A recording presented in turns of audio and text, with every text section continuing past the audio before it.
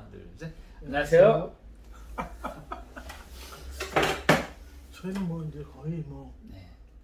생으로 한다는 느낌? 아, 그럼요. 근데 다른 채널들은 막 자극적인 걸 생으로 하지만 우리 그냥 본연의 느낌. 아, 그렇죠. 꾸미지지 않는. 네. 오늘 함께 공부해볼 종목은 어떤 종목이죠? 오늘 또 네. 이제 할 종목, 우리 채널에서 밀고 있는 네. 최애 종목. 네. 하나, 둘, 셋! 쿠팡입니다! 네. 예, 안 맞았어요. 네. 괜찮습니다. 네, 아, 그럼요. 그렇게 중요한 게 아니고. 이런 자연스러운 거죠. 근데 쿠팡. 네. 저희가 이제 좋아하는. 네. 그리고 장기 투자 종목으로 관심을 갖고 있는 종목이죠. 그렇죠. 원장님께서 저희가 쿠팡 한번 찍었는데 한 번 더 찍는 이유에 대해서 한번 얘기해 주시면. 아, 네. 그런 것 같아요. 이제 예를 들어서 우리 입장에서는 조금 단기적으로 좀 더 이슈가 되고 올라갈 것 같은 종목을 이제 소개를 시켜드리지만 구독자 입장에서는 이게 혼란스러운 거죠. 예를 들어서 이런 거 있잖아요. 이번 주에는 이게 좋다고 했다가 다음 주에는 이게 좋다고 했다가 이거보다는 차라리 안 팔고 꾸준히 모아서 나중에 좀 목돈 마련을 할 수 있는 종목, 그런 종목을 원하지 않나. 그래서 그런 종목 중에 하나를 저는 이제 단기적으로는 뭐 급등락 할 수 있죠. 근데 내가 예를 들어서 천천히 한 3, 4년 모아서 그리고 향후에 한 10년 정도 놔뒀을 때 우리 예전에 이제 카카오처럼 최소한 3, 4배 이렇게 오를 수 있는 그런 종목을 계속 발굴하려고 노력을 하는데, 그 중에서 제 레이더에 들어온 게 이제 쿠팡인데, 우리가 너무 뭐랄까 조사하고 뭐 그런 딱딱한 그런 거보다 오늘은 좀 쿠팡에 대해서 좀 이런 얘기를 한번 해보고 싶어요.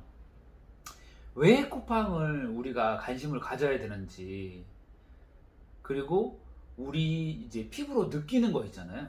우리 피부로 느꼈을 때 쿠팡이 어떤 우리에게 영향력을 주고 있는지, 그리고 쿠팡에서 일하는 노동자들이나 뭐 쿠팡 이츠라든지 이런 그 사람들의 입장에서도 우리는 쿠팡에만 관심이 있지만 그게 아니라 쿠팡에서 일하는 사람들이 쿠팡을 어떻게 생각을 하는지, 그리고 쿠팡을 이용하는 이용자들이 어떻게 생각하는지, 이런 부분을 좀 우리가 계속 이제 같이 공부를 해보고, 그리고 이렇게 주기적으로 쿠팡은 우리가 지금 은퇴 종목 10종목 중에 한 종목으로 선정을 했기 때문에 주기적으로 계속 새로운 이슈가 나오면은 소개를 계속 이렇게 해드리는 걸로.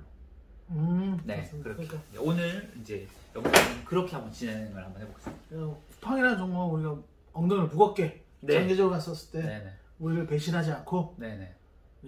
우리에게 또 이제 은퇴할 수 있는 네네. 값어치가 있는 종목이다. 네. 그래서 저는 이제 상장을 할 때, 네. 미국에서 상장을 할 때, 예를 들어서 시총이 이제 한 50조 원저리에서 시작을 했는데, 뭐 상한가 치고 이렇게 해서 짧은 시간이지만 이제 100조가 된 거예요. 지금 벌써 100조가 됐나요, 시가총액이? 네, 상장하고 이제 3월에 상장했는데, 그렇죠. 상장하고 100조까지 갔다가 지금 빠지고 해가지고 지금 60조가 됐어요. 60조가 됐구나. 거의 이제 40% 정도가 이제 빠진 거죠. 이제 고점 대비해서. 그렇죠. 그런데 이제 제가 주기적으로 이제 쿠팡 종목에 우리 영상도 찍고 했는데, 그때가 이제 뭐 시총이 한 80조부터 계속 이제 빠진 거예요. 지금 60조까지. 근데 제가 처음에 영상을 찍을 때도 얘기를 했었거든요. 이게 상장을 하고 나서 이제 보호예수가 풀리는 시점이 오는데, 그 보호예수 풀리는 게 10월, 11월이다. 그때까지는 아무래도 빠질 거다. 그러니까 한 번에 사지 말고 천천히 분할 매수해라. 그렇게 이제 말씀을 드렸는데, 이 영상을 요즘에는 처음부터 끝까지 보시는 분이 잘 없잖아요. 그렇죠. 그러니까 빨리빨리 넘기면은 지금 당장 올라갈 것처럼 이렇게 방송이 비춰지는 거죠, 그분들은. 그렇죠.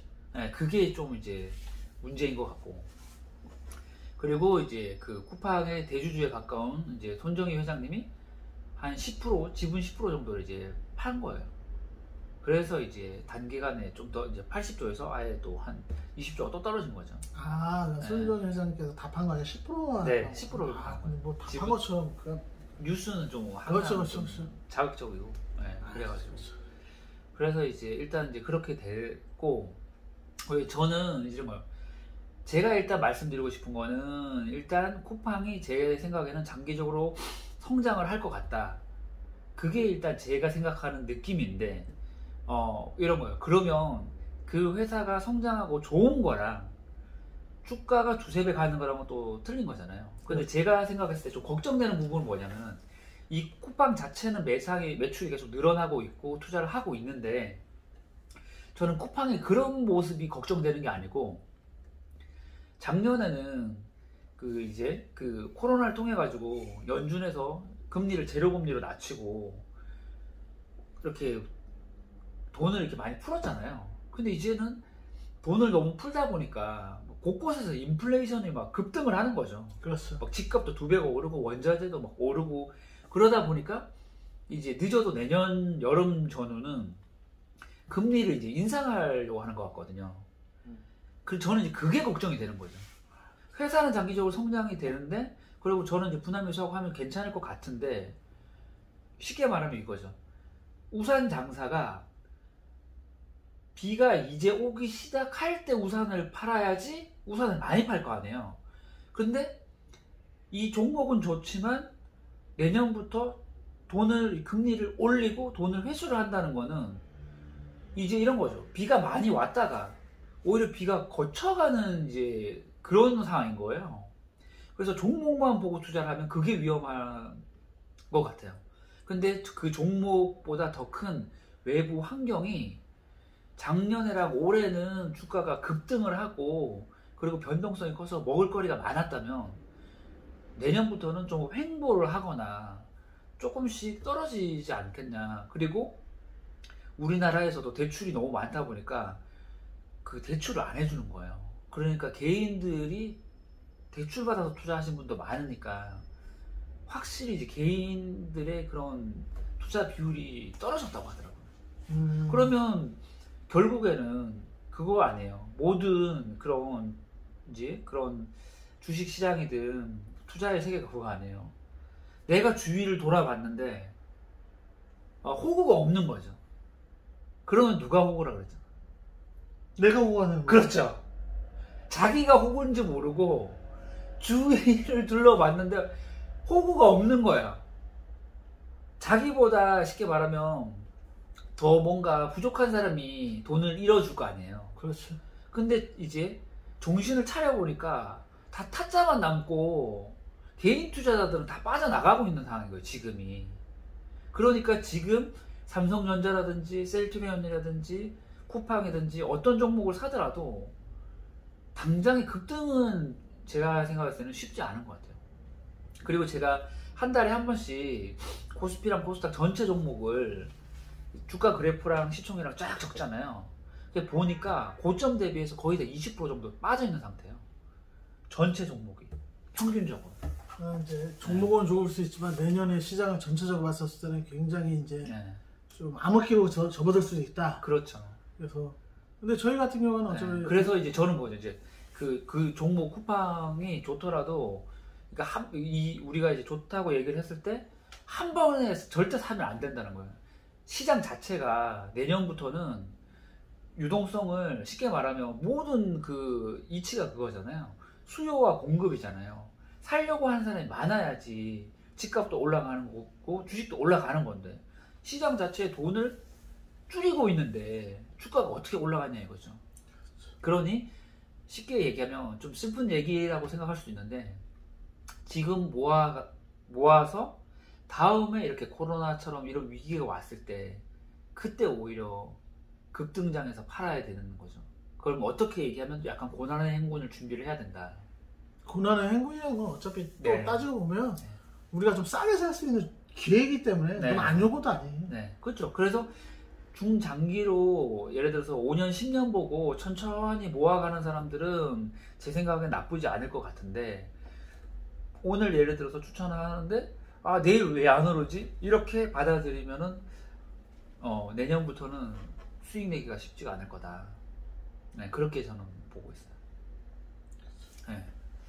그리고 이제 이번 3분기에 매출이 이제 이커머스 회사의 이제 매출이 이제 공개가 됐는데 네이버가 한 26조. 26조. 네. 그리고 이제 쿠팡이 거의 24조. 아, 쿠팡이 반이나 올라. 거의 따라왔어요.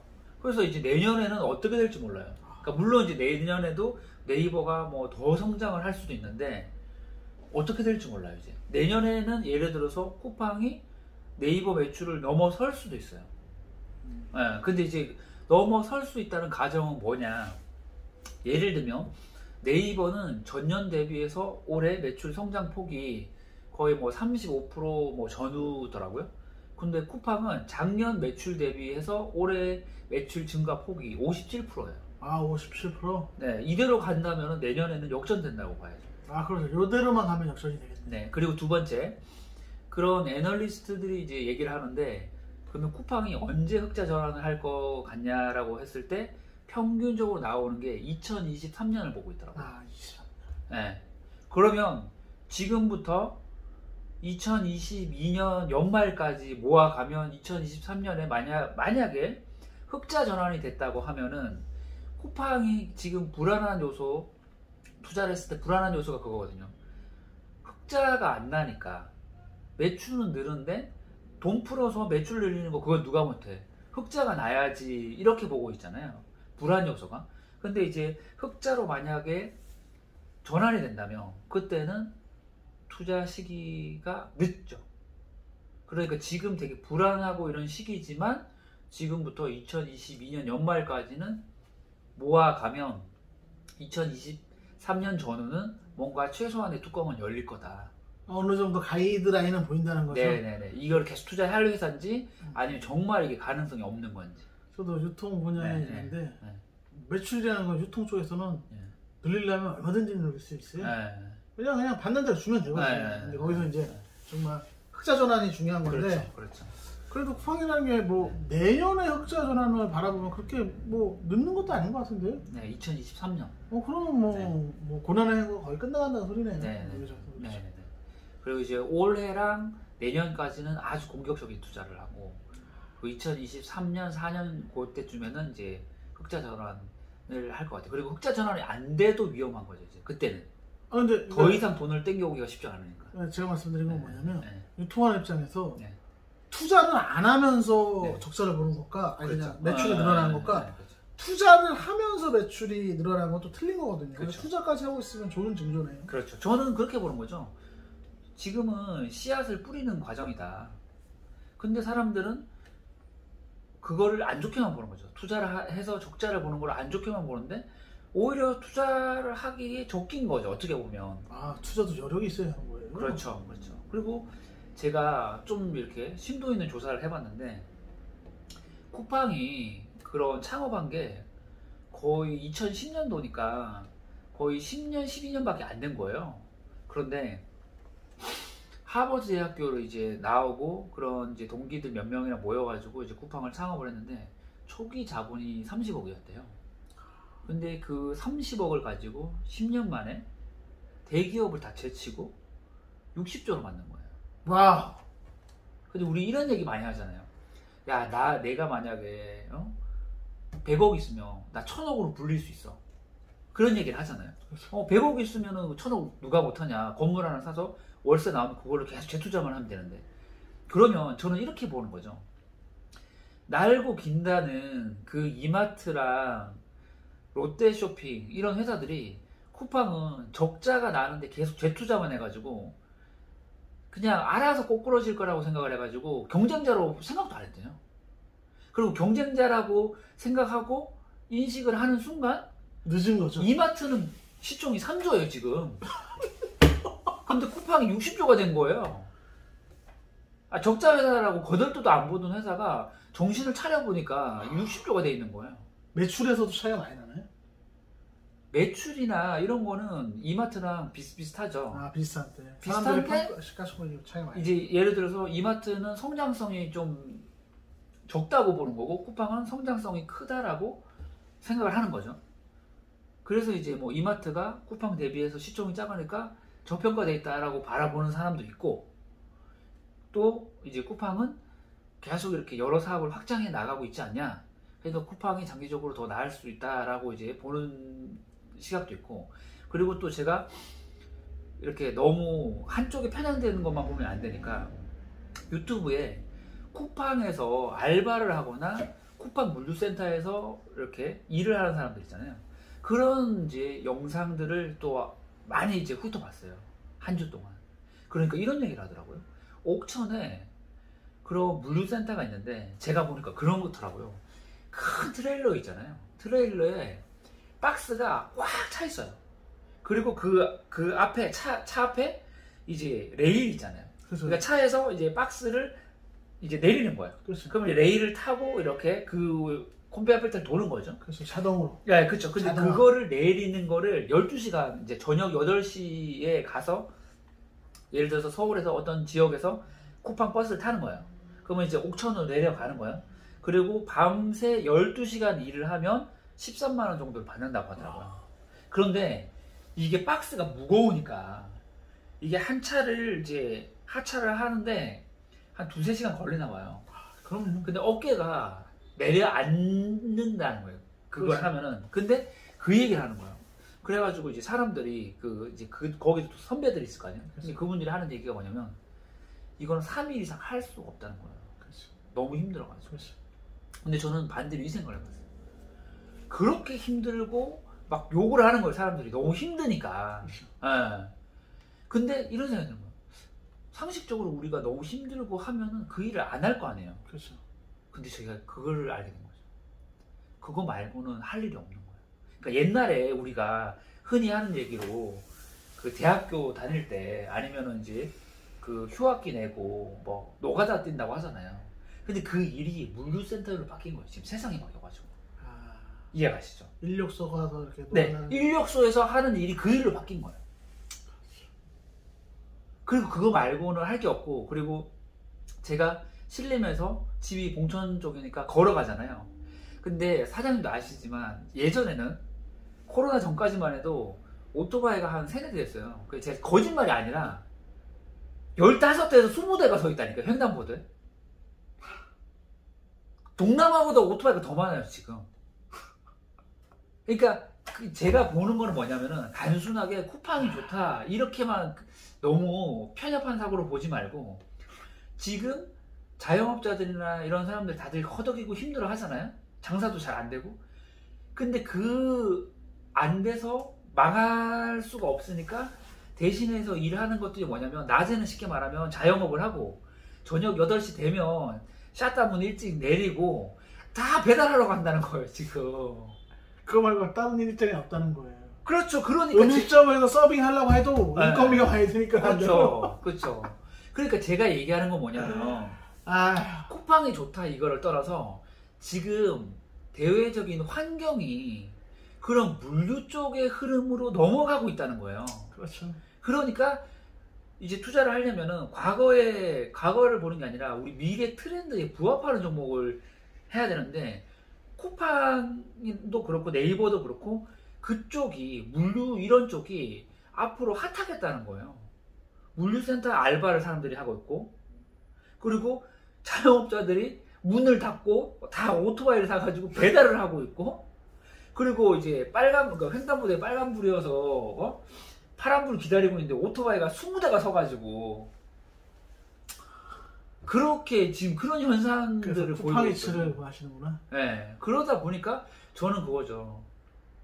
우리가 투자라는 거는 우리 생활에 밀접한 종목을 투자를 해야 되는데, 제가 봤을 때는 쿠팡이 그걸 다 하고 있는 거예요. 물류센터도 하고 있죠. 쿠팡 이츠에서 음식 배달도 하고 있죠. 쿠팡 플레이스라고 해서 요즘에 집에 있으면 뭐예요? OTT 보잖아요. 그것도 하고 있죠. 쿠팡이 이제 중고차도 한대요. 그러니까 지금 그렇죠. 네, 중고차도 하죠. 그리고 이제는 또 그 라이브 커머스 있죠. 실시간도 이렇게 파는 거 그것도 하고. 그리고 저는 이런 생각이 들었어요. 로드점에는 지금 이게 신림이 번화가인데 1층에 옛날에는 월세 800, 1000짜리 거기에 어떤 업종이 들어가 있었냐면 화장품 가게들이 다 들어가 있었는데, 화장품 가게가 다 빠져나가니까 그 월세 800만 원, 1000만 원을 주고 거기에 장사할 수 있는 업종이 없으니까 다 지금 비어있다니까요. 대로변에 신림 사거리에 비어있어요.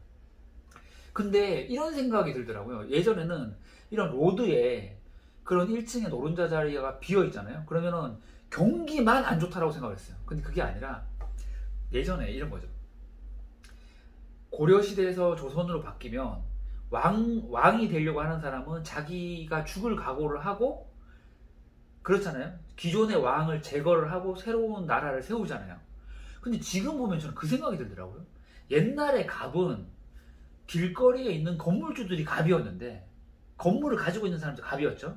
왜냐하면 유동인구들이 많으니까 지나가는 사람들이 여기서 내가 장사를 하면은 음식도 팔고 옷도 팔고 이렇게 하지 않겠냐 하는데 저는 지금 이렇게 보여지더라고요. 네이버나 꼭 네이버가 좋다, 쿠팡이 좋다 이게 아니라 네이버나 쿠팡 같은 아니면 이베이나 뭐 이마트 같은 그 인터넷 기반의 그 플랫폼 밑으로 자영업자들이나 이런 농사 짓는 사람들 있잖아요. 그런 농산물이라든지 이런 게 이제 네이버로 말하면 네이버 스토어, 쿠팡으로 말하면 쿠팡 플레이스 그 밑으로 지금 다 들어가는 느낌이에요. 맞아요. 그리고 네이버랑 쿠팡이 해주려고 하는 게 뭐냐면은 물류나 택배 그리고 다시 이제 뭐 문제가 생겼을 때 다시 반품하는 그거는 다 해주겠다라고 하는 거예요. 어차피 1층에 뭔가 화장품 오프라인 매장이 생기면 고객들은 이제 아이쇼핑만 하는 거예요. 그렇죠. 네이버랑 쿠팡 똑같은 제품은. 생각을 해보세요. 어지간히 벌어서 신림 대로변의 1층 상가 월세가 800에서 1200인데 어지간해서 그거를 그 수익을 내지는 못한다는 거죠. 그리고 그걸 할 바에는 차라리 쿠팡이나 네이버 밑에 들어가서 물류나 이런 것들은 다 대행으로 이제 그래서 쿠팡이 흑자 전환을 하려고 하는 그 방법 중에 하나가 그거더라고요. 빨리 다른 네이버보다 더 빨리 물류센터를 이제 공고히 해서 일반 개인들 있잖아요. 예전에는 쿠팡이 제가 얘기했잖아요. 다른 기존의 이마트랑 그런 롯데를 이기려고 하는 방식이 뭐였냐면은 네이버처럼 이런 이제 이기려고 하는 방식이 직매입 구조였거든요. 그러니까 네이버 같은 경우는 거기 안에 플랫폼을 제공하고 재고라든지 파는 거는 개인의 몫이었잖아요. 근데 쿠팡은 기존의 네이버를 이기기 위해서 본인들이 물건을 직접 사가지고 재고를 떠안는 방식으로 했단 말이에요. 그리고 택배 기사들도 직고용을 했단 말이죠. 근데 뒤늦게 이제 네이버에서도 이제 그렇게 CJ랑 대한통운이랑 조인을 해서 이제 그런 식으로 하려고 하고 있고, 근데 일단 기존에는 이제 쿠팡이 먼저 이제 그렇게 했죠. 근데 이제는 역으로 그렇게 직매입을 하다 보면 재고를 너무 떠안게 되고 그러다 보면은 자본금이 적자가 나는데 무한대로 떠안을 수가 없잖아요. 그럼 정말 위험한 상황이 벌어지니까 이제는 역으로 쿠팡이 네이버처럼 직매입 구조에서 서서히 개인들이 어느 정도의 재고를 떠안는 거를 겸하기 시작했어요, 지금. 그거를? 네네. 그래서 그 물류센터를 이제 개인들이 좀 이용함으로 인해서 거기에서 수수료 같은 걸 좀 받으면서 흑자 전환을 좀 앞당기려고 하는 그런 상황이더라고요. 그래서 쿠팡이라는 게 저 물류센터가 있는데 그 물류센터를 개인한테도 이제 양도를 해준다는 건가요? 월세를? 거의 약간 느낌인가요? 이렇게 보면 되죠. 예를 들어서 셀트리온이 기존에 그런 바이오 시밀러를 하다가 신약을 개발하려고 하고 있잖아요. 그런데 삼성 바이오로직스는 본인들이 개발을 하지 않고 다른 회사들이 연구를 하면 대행해서 생산을 해주잖아요. 약간 그런 느낌. 그냥 쿠팡에서 물건이 오면은 개인들이 그걸 사갖고 와서 이제 판다는 소리잖아요. 네, 그 이제 본인들이 예를 들어서 쿠팡 거기 그 플랫폼 안에서 이제 홍보를 하고 사람들이 이제 물건을 이제 사잖아요. 예를 들면 그러면 그 배송 시스템을 쿠팡 걸 이용한다는 거예요. 쿠팡이 그걸 대행해주고 약간의 수수료를 먹는 거죠. 예전에는 쉽게 말하면 쿠팡이 쿠팡의 물건들만 팔았다면 이제는 개인들도 개인의 물건들을 쿠팡에 올리면 쿠팡이 배달은 대행해서 해주는 거죠. 내가 해야 하는 게 아니라 내가 쉽게 말하면 물건을 누군가가 구매를 했어요. 그럼 내가 박스를 이제 포장하고 그걸 예를 들어서 우체국에 가서 주고 이 일을 안 해도 되는 거죠, 개인들이. 대신 쿠팡이 네네네. 이제 재고를 떠나야 될 때 고정 비용이 좀 들어갈 수 있는데 택배를 싸는 이유가 그다음에 뭐 물건이 하나 늘어나면 또 창고 부지도 더 넓혀야 되잖아요. 네. 근데 그건 그거를 수수료로 네. 개인한테 수수료 네. 세이브가 되는 거고. 네. 그리고 쉽게 말하면 이거죠. 지금은 예를 들어서 지금은 택배 물량이 100개라면 앞으로는 택배 물량이 1000개라는 가정하에서 물류센터를 더 크게 짓고 있는 상황이기 때문에 그거를 이제 그거를 할 수가 있는 거죠. 쉽게 말하면. 그렇죠. 하면서 개인한테 빌려주면서 개인한테 수수료를 받기 때문에 그걸로 이제 흑자 전환을 빨리 좀 할 수 돌리려고 있겠고 뭐 쿠팡이라는 게 말씀하셨다시피 우리 영역에 많이 들어와 있다는 거잖아요. 그렇죠. 신호등 앞에 보면 쿠팡 이치라는 오토바이 15개 사장님이 놓친 게 또 자전거도 저 봤어요. 아 그럼요. 자전거에서도 쿠팡. 그래서 지금 제 얘기는 뭐냐면은 대외 환경이 향후 최소한 2, 3년 정도는 유통회사들이 성장을 많이 하겠다라고 보여지는 거죠. 그렇죠. 그래서 제가 생각했을 때 제2의 카카오는 쿠팡이다. 그리고 또 하나 좀 다른 관점에서 제가 한번 얘기를 해볼게요. 이마트 같은 경우가 저평가받는 이유 중에 하나가 뭐냐면 여러 이유가 있겠죠. 근데 그 중에 하나만 얘기를 하면 중국에 진출을 하다가 다 철수를 했어요. 네, 이해가시죠? 그렇죠. 그리고 이제 이런 얘기를 많이 하잖아요. 그런 이제 주식 투자를 잘 하시는 분들이 오너가 되게 중요하다. 오너의 역량이 중요하다. 그리고 오너가 젊어야 된다. 그리고 이제 창업주가 이제 나이가 들고 2세대는 검증이 안 됐잖아요. 근데 저는 이렇게 보여지는 거예요. 그 쿠팡 같은 경우는 10년 동안 30억을 가지고 60조의 가치를 만들어내고 흑자 전환도 못한 상태에서 미국에 IPO를 했어요. 근데 뭐 미국에 IPO를 하고 고평가됐다는 그 말만 사람들이 하지. 그러면 저는 그런 얘기를 한번 해보고 싶은 거예요. 그럼 당신은 적자 회사를 미국에 IPO를 할 수 있는 능력이 되느냐? 그것도 능력이다라고 저는 이제 보여지고, 그리고 본사가 미국에 있기 때문에, 그리고 미국에서 중고등학교, 대학교를 나왔기 때문에 미국의 고급 인공지능 관련되는 개발자들을 인재를 쓰기가 네이버나 카카오보다 유리하다. CEO 자체가 영어에 아주 능통하고 미국의 문화를 이해하는 사람이다. 원어민과 대화가 아주 자유롭게 할 수 있는 사람이고, 그리고 심지어 나이가 44밖에 안 됐어요. 아우, 좋네요. 깜짝 놀랐습니다. 저도. 지금 완전 도전적인 나이네요? 31에 시작해서 44세 30억을 60조로 만들었어요, 시총을. 그러면 앞으로 10년을 한번 생각해 보세요. 내가 이제 60조짜리 회사를 앞으로 10년 후를 생각했을 때 600조를 만들 가능성이, 시총 3조인 이마트가 600조를 만드는 게 쉽겠어요? 아니면 시총 60조 회사가 600조 만드는 게 쉽겠어요? 시총이 크면 그만큼 그 지분 가치가 크기 때문에 그걸 더 활용할 수가 있잖아요. 규모의 경제로. 그래서 저는 그 생각을 했고, 그리고 이런 얘기를 하더라고요. 그 기존에 삼성이라든지 그런 LG 같은 경우도 뭐 지방에 공단 같은데 공장을 지으면 그 지방정부에서 이렇게 지원을 해주잖아요. 그런데도 서울 쪽으로 오는 이유가 뭔지 아세요? 인재들이 지방을 안 가려고 한대요. 그리고 현대도 그렇고 삼성도 그렇고 이제 미국에서 인재를 데리고 오잖아요. 그러면 우리 입장에서는 나름대로 그렇게 맞춘다고 생각을 하는데, 그런 회식 문화, 우리나라의 회식 문화라든지 그런 거에 우리나라 회사를 그만두고 미국에 가서 책을 써버린 거예요. 한국의 그런 강압적인 기업 문화에 대해서 책을 쓴 거예요. 그렇죠. 그러니까 고향의 향수가 본사가 미국에 있으니까 미국 사람들을 쓰기가 더 편한 거죠. 그렇죠. 그리고 지금은 다들 빅데이터랑 인공지능 싸움이기 때문에 그런 인공지능과 그쪽에 능통한 인재를 누가 더 고급 인력들을 끌어오느냐의 문제인데, 네이버보다 제가 봤을 때는 쿠팡이 더 유리해 보인다는 거죠. 그렇죠. 우리나라는 제가 봤을 때 몇 년 사이에 역동성이 좀 떨어진 것 같아요. 역동성이 좀 떨어진 것 같아요. 약간 그런 부분도 솔직히 없지 않아 있고, 그리고 네이버나 카카오의 CEO는 이제 50대잖아요.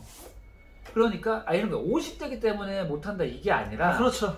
40대이기 때문에 더 유행하는 거나 받아들이는 게 빠를 수는 있잖아요. 우리도 그렇죠. 그렇잖아요. 우리가 이거는 누구를 비하하고 그런 게 아니라 7, 80대 할아버지들은 우리가 이렇게 산책하면은 보면 아시잖아요. 트로트를 틀고 자전거를 타고 그렇게 하잖아요. 그게 나쁜 게 아니라 그 시대에 그 향수에 젖어 있고 그 음악을 들어서 좋기 때문인 거죠. 그런데 지금 예를 들어 20대 애들은 20대 가수들을 좋아하잖아요.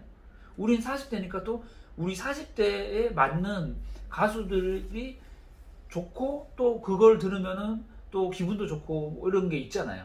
사람은 나이에 따라서 그런 게 있잖아요. 어느 정도 문화와 삶의 방식과 생각하는 게 다 틀려질 수도 없고 그 나이대로 갈 수밖에 없어요. 그렇죠. 그래서 저는 뭐냐면은 이왕이면 50대니까 못한다는 게 아니라 이왕이면 젊은 CEO가 더 미래 트렌드를 빨리빨리 흡수하기가 유리하지 않겠냐. 그리고 체력도 그렇고 도전할 수도 있고. 네. 그래서 저는 30억을 가지고 60조를 만든 그 저력을 좀 믿어보는데 창업주 자체가 나이가 젊기 때문에 그럼 이제 반대로 예를 들어서 뭐 실수하는 것도 있고 좀 그런 것도 있지만 좀 더 도전적인 면은 있지 않나. 그리고 쿠팡을 보면 이렇게 공격적인 회사가 없어요. 그렇죠. 네, 저는 그게 오히려 야성적으로 보이더라고요. 뭔가 하나의 주가가 나타나려면 네. 분명히 야성성이 있어야 돼요. 네. 뭔가 터프한 뭔가 이거 아닌데 해도 갈 수 있는 그런 게 있어야 돼요. 네. 그래서 저는 어지간하면 이렇게 뭐 3조, 4조 이렇게 적자 나서 투자를 못 할 거예요. 어지간한 배짱이면. 근데 저는 참 배짱 한번 대단하다. 그리고 우리가 뭐 예를 들어서 뭐 어느 정도 금액이 없다고 죽는 거 아니잖아요. 저는 한번 배팅을 해보고 싶어요, 그냥. 네. 그리고 그게 이제 실패를 하더라도 또 그 실패를 거울 삼아서 다음에 다른 종목을 투자를 할 때 또 그게 배움이 될 거라고 이제 생각을 하거든요. 맞습니다. 네. 그래서 제가 좀 다른 이렇게 또 여러 각도로 알지만 그래요. 그 예를 들어 지금 쿠팡을 이제 그 투자를 하려고 했을 때 유튜브에 들어가잖아요. 그러면 자료가 거의 없어요. 아시지만 지금 테슬라 유튜브에 테슬라를 검색하잖아요. 그러면은 테슬라 좋다는 게 너무 많아요. 근데 중요한 건 뭐냐면 주가가 고점이에요. 근데 이제 투자를 해서 나중에 성장을 할 회사들은 다 같이 정보가 없는 거예요. 그러니까 다들 불안불안하게 가는 거예요. 그만큼 또 리스크를 안고 가기 때문에 나중에 수익이 날 수 있는 거고. 그래서 저는 웬만한 그 쿠팡에 대한 얘기를 하는 유튜버는 다 보죠. 근데 거의 없어요, 별로. 네. 그리고 그러다 보니까 이제는 그 정보조차도 부족하니까 오히려 쿠팡 택배하는 기사들이 올린 유튜버 동영상도 보고, 그리고 물류센터에 알바하는 사람들의 그것도 보고, 그런 부분까지 세세하게 쿠팡과 관련되는 거를 투자자 입장에서도 보고, 그쪽에서 일하는 노동자 입장에서도 보고, 배달하는 사람 입장에서도 보고, 그리고 배달을 이용해서 먹는 사람들 입장에서도 보고, 그런 식으로 계속 공부를 해가고 있거든요. 그래서 우리가 계속 그렇게 저도 마찬가지고 공부를 해서 추적하고 또 새로운 뉴스들이 업데이트 되는 거를 계속 방송을 해주는 것도 되게 유익하겠다. 네, 저는 그렇게 생각을 해요. 그래서 오늘 저는 개인적으로 쿠팡에 대해서 너무 많이 알아갖고 네. 우리 삶에 많이 젖어 있다는 거에 대해서 좀 소름이 돋았어요. 네. 쿠팡에 대해서. 그리고 슈퍼겜이 그 김정한이라고 있는데 그분도 그런 얘기를 하더라고요. 강남 쪽에 기존에는 배달의 민족이 꽉 잡고 있었는데 쿠팡이 적자를 감수를 하고 배달 하나 하면은 막 그 보너스를 막 5,000원, 10,000원 해서 배달 하나 하는데 막 배달원이 20,000원을 받고 이런대요. 근데 무모하고 적자가 되는 거죠. 근데 그걸 감수하고라도 그 배달의 민족의 그거를 이제 빼들어 오기 위해서, 수요를 빼들어 오기 위해서 강남권은 그렇게 공격적으로 하고 있다고 하더라고요. 그래서 먼저 이제 투자를 한 회사는 배달의 민족인데 지금은 배달의 민족이나 쿠팡이츠나 차이점을 못 느끼겠다라고 얘기를 하시더라고요. 대단님 저 그래서 그 네. 대표가 회사를 팔았구나. 이렇게 되잖아요. 이제 경쟁이 너무 치열하다 보니까. 그렇죠. 근데 저는 그런 느낌이 드는 것 같아요. 이렇게 한쪽에서 보면은 아니 그냥 쉽게 말하면은 그런 쿠팡 그 물류 쪽만 해도 버거울 텐데 쿠팡 이츠도 하고 뭐 중고차도 하고 OTT도 하고 이거 다 어떻게 감당하려고 하는 걸까 이런 한편으로 생각도 들고 또 한편으로는 참 이 배짱이 보통 배짱이 아니다. 그리고 또 이제 또 하나 이제 마지막으로 제가 말씀드리는 거는 이제 그렇게 질문할 수 있잖아요. 그러면 왜 자꾸 쿠팡이 물류 쪽에도 지금 독보적으로 이렇게 네이버를 능가하지 못하고 있는 상황에서 왜 OTT를 하고 이렇게 하느냐? 이유가 그거더라고요.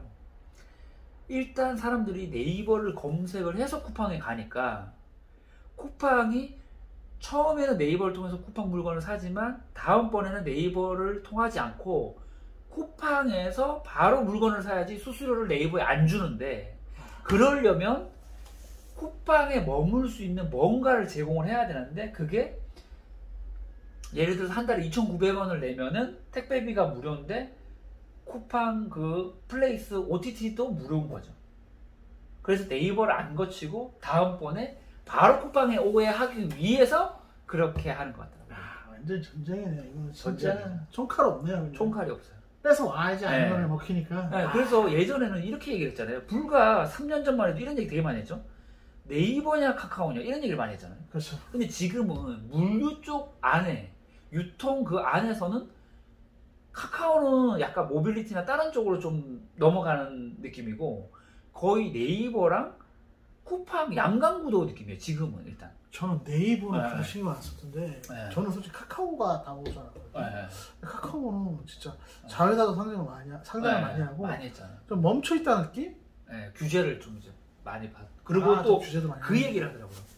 그 카카오가 왜 또 규제를 많이 받냐면은 카카오는 카카오 회장님께서 지분을 많이 가지고 있어서 더 규제를 많이 받고 네이버나 쿠팡은 지분율이 낮기 때문에 좀 규제를 좀 덜 받는다 그래요. 그리고 네이버나 그런 쿠팡은 글로벌 진출에도 이렇게 관심이 많은데 카카오는 좀 내수 쪽에 조금 강하다 보니까 예를 들어서 소상공인들의 그런 거를 너무 빼들어 가는 거 아니냐. 예, 그런. 그리고 또 내년에 또 선거도 있고. 예. 그렇죠. 저 카카오는 또 소상공인하고 싸우는구나. 네, 그러다 보니까 이제 어떻게 보면 약간 시범 케이스로 걸린 거죠. 근데 어차피 보면 뭐 자본주의에서 소상공인들도 어떻게 자기 자신을 방어 안 하면 어쩔 수 없어요. 누가 누구를 방어를 못 하는 것 같아요. 왜냐면 소비자가 일단은 더 효율적인 걸 원하니까. 제 친구가 택배하는데 택배가 너무 많은데 이 택배 노동자들의 권리를 찾으려면 전 국민이 나서야 된대요. 전 국민이 택배를 너무 많이 쓰는데 전 국민이 그거를 택배 기사들의 권리를 이렇게 하는 것보다 자기들이 한두 가지 줄이면 될걸요? 이거는? 그렇잖아요. 그렇죠. 양날의 검이에요. 그렇죠. 어찌됐든 소비자가 왕이잖아요. 뭐 물건을 주문해야 택배 기사도 있는 거고 그렇잖아요. 쿠팡도 있는 거고 네이버도 있는 거고. 근데 지금 그렇게 얘기를 하더라고요. 이번에 코로나를 통해서 그 물류 쪽이 짧은 시간에 엄청나게 성장을 했다는 거예요. 엄청난 성장을 했죠. 한 10년 이상의 성장을 해버렸죠. 그러니까 이제 뭐냐면은 모든 게 이런 것도 있잖아요. 좀 도와줘야 되잖아요. 운도 좀 따라야 되잖아요. 근데 네이버나 카카오가 이번 코로나를 통해서 운이 좀 따른 거죠. 좀 더 빨리 성장할 수 있는 발판을 마련해 주게 된 거죠. 그렇죠. 네. 그래서 저는 이제 그런 얘기를 하고 싶어요. 우리가 예전에 네이버랑 카카오를 고민을 많이 하면서 네이버를 살까 카카오를 살까 고민했잖아요. 근데 저는 진짜 그거만큼 바보짓이 없는 것 같아요.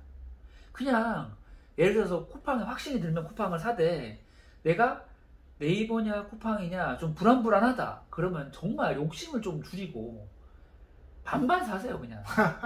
그게 제일 좋은데 사람이라는 게 심리가 꼭 이게 한쪽으로 정답 반반이잖아. 정답. 아니 그냥 후라이드냐 양념이냐 고민하지 말라니까요. 짬뽕이냐 짜장이냐 그냥 그냥 두 반반 시켜. 차라리 반반을 시키든지 둘이서 짜장 하나 짬뽕 하나 시켜서 나눠 먹든지 그러면 되는데 꼭 쿠팡 투자하고 나중에 네이버 갔다고 욕하고 꼭 네이버 투자해가지고 나중에 쿠팡 갔다고 욕하고 그럴 필요가 뭐가 있어요. 딱 반반. 그러면 마음이 편하잖아요. 제가 이번에 그 얘기 하나 해야 될까요? 그 반도체에 그 펠리클이라고 미세 공정에 들어가는 그런 회사가 두 회사가 있는데 FST라는 회사가 있고 FST 그 좋은 회사? 네네네. 그리고 SNS텍이라는 회사가 있는데 그 두 회사가 쉽게 말하면은 그 개발을 하고 있어요. 쉽게 말하면 똑같은 물건을 이제 반도체에 들어가는 핵심 부품을 개발하고 있었는데 사람들이 FST가 좀 더 먼저 개발할 거라고 얘기를 하더라고요. 그래서 저는 SNS텍이랑 FST에 삼성전자가 반반 투자를 했거든요. 근데 SNS텍에 투자를 하려고 하다가 유튜브 방송을 보고 FST가 좀 더 유리해 보인다라고 얘기를 해서 저는 그쪽에 1,000만 원을 샀거든요. 근데 진짜 너무 기가 막힌 건 뭔지 아세요? 그렇게 딱 1,000만 원을 투자를 했는데 거짓말이 아니라 일주일 딱 됐는데 SNS텍이 개발한 거예요.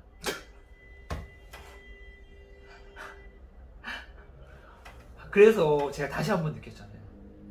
그냥 500 샀으면은 돈 벌었는데 그냥 요거 사서 더 먹으려고 하다가 그냥 500 사도 됐어요.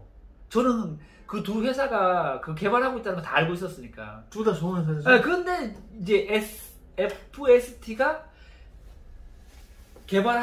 더 빨리 개발할 거라는 그 욕심에 그럼 내가 더 수익이 많이 날 거라는 욕심에 얘를 다 사고 얘는 한 주를 샀거든요. 한 주를 샀는데 얘가 급등을 한 거예요. 10% 이상 급등했죠. 한 20% 가까이 급등했죠. 얘는 20% 빠지고. 그래서 그런 거야. 쿠팡이 제가 봤을 때 좋아 보이는데 쿠팡을 이제 투자를 하더라도 저는 최소한 네이버에 조금은 투자하고 이마트에도 조금 투자하고 롯데쇼핑에도 조금 투자를 해서 계속 그 변화해 가는 과정을 지켜보면서 투자의 금액을 늘려가라. 그냥 제가 이렇게 얘기를 하니까 쿠팡이네 하면서 쿠팡을 다 사면 위험하다.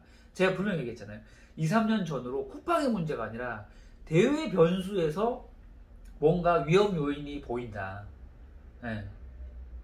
하여튼 구독자들이 그거는 처음에도 다뤄서 아실 거예요. 우리는 좀 엉덩이 무겁게 가자는 주제도 있고 그리고 성장 가능성에 대해서 말씀드렸기 때문에 저는 오늘 내용이 아주 쿠팡에 대해서는 꽤 좀 흡족합니다.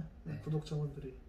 솔직히 이게 개인 투자자 입장에서 참 조사를 많이 하지 않았나요, 제가? 많이 하셨는데 이제 또 쿠팡이란 또 이게 흔들흔들 거려야 또 이게 또 아시지? 그래야지 싼 맛이 있는 거지. 근데 지금 아마 관심이 없으면 아시잖아요. 그렇죠. 나중에 2, 3년 지나면은 좋다 하면 벌써 저기 날아가고 없어요. 네, 구독자분들 하여튼 좋은 회사라는 거 꼭 인지해 주시고요. 하여튼 관심 많이 부탁드리겠습니다. 네. 오늘 쿠팡에 대해서는 여기까지 할까요? 네. 감사합니다. 사람들이 쿠팡이 막 미친듯이 올라갈 때